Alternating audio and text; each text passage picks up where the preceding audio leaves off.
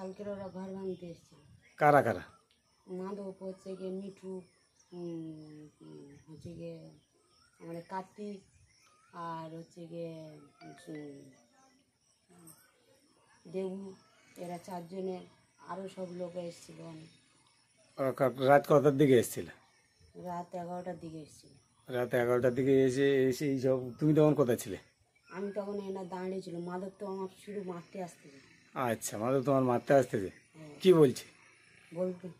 বলতেছে ওর ধর, ওর ধরে পেট, ওর মার। তারপর ও হুঁকে হুঁকে আসতেছিল। আমি বলেছি যে আমার গায়ে হাত দে, তোর ব্যবস্থা করবো। তুই হচ্ছে কি আমার গায়ে হাত দে দেখ, তুই যদি এক বাপের বেটা হোস আমার গায়ে হাত দে দেখ। হ্যাঁ, ঠিক আছে। তারপর ওরা ভাঙচুর করে দিয়ে ঘরে ঢুকে এইসব, ঘরে ঢুকলো, ঢুকে এইসব জিনিসপত্রগুলো ভাঙচুর করলো। এইসব জিনিসপত্রগুলো এখনও সেইভাবেই আছে। জিনিসপত্রগুলো ভাঙচুর করে চলে গেল। হ্যাঁ, ঠিক আছে। শুধু আমার গায়ে খুঁয়ে দিয়েছে আর আমার স্বামী খুঁয়ে দিয়েছে। নিচু করে এইগুলো তোল।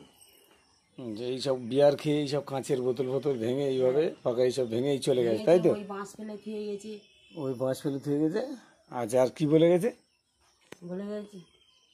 বলেছে হচ্ছে তোর মিঠু কই, মিঠুর হচ্ছে গিয়ে বার কর। আমি সে বাড়ি নেই। তোদের বাইক কোথায়? সে এই তুই করে কথা বলতে যা, বিচ্ছিরি মুখের ভাষা বার করতে, আজে বাজে ভাষা বলতে। ঠিক আছে।